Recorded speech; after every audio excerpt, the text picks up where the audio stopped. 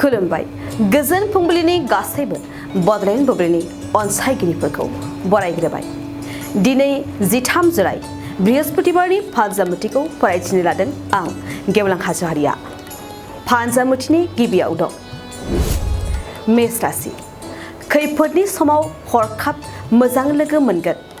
मोजां लोगोनिफ्राय मदद मोनगोन। गावनि गोसोनि साननाय हनायफोरखौ लोगोनो फोरमायगोन। वृष राशि। गावनि गोरोन्थियाव गिदिर खहा जागोन। मोजां खाबुखौ खोमाना लागोन। नखरनि मोजां बेसादफोरा खहा जानायनि मिजिं दं। मिथुन राशि।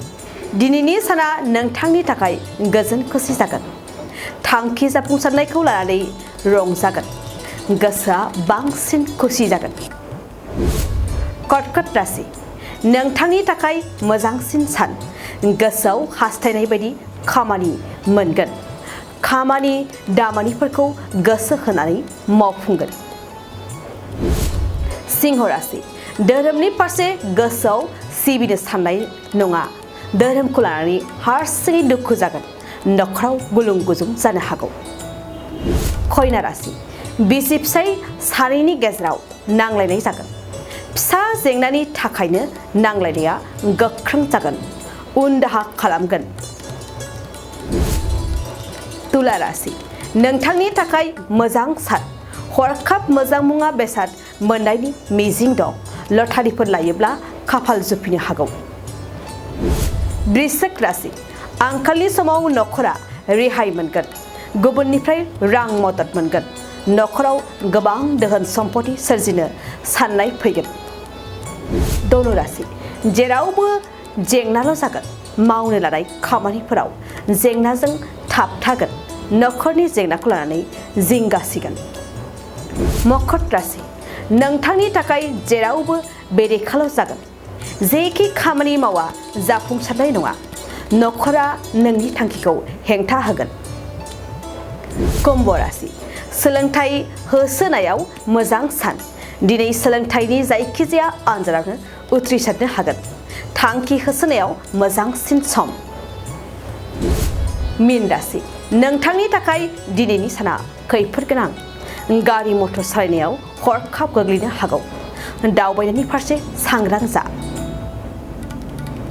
दिनै सानसेनि राशि फरायथिनायाबो एसेनोसै। आसा खालामो नोंथांनि दिनैनि साना मोजाङै मोजां थांगोन। बेखौ बडलेण्ड बुब्लि नखरनिफ्राय मिजिंथिबाय।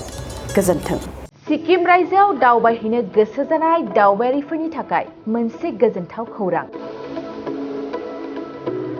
बिटिआर आरो आसामनि बायजो सिक्किम रायजोआवबो दंसै दावबायारिफोरनि थाखाय गंसे बर'नि मोजां सिखोन साखोन हटेल।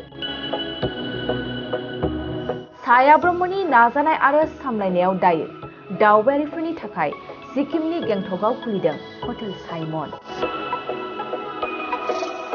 गेंटकनि चिफ मिनिस्टार थाग्रा बांग्लानि साखाथि फ्लावार श'नि JN र'डआव बर'नि साइमन हटेल दंसै। जुदि सिक्किम रायजोआव दावबायनो थाङोब्ला नैबे हटेल साइमनआव दावबायारिफ्रा हर थानो हागोन। गासैबो खाबुगोनां साया ब्रह्मनि हटेल साइमनआव जायखिजाया समावनो दावबायारिफ्रा रुमखौ बुकिं खालामनो हागोन। लोगोसेनो सोरबाफोर दावबायारिया सिगांग्रो रुमखौ बुकिं खालामनो सानोब्ला नैबे मबाइल नाम्बार 6296623149 आरो 7011225908 आव थोंजों स्लट लाहरनो हागोन।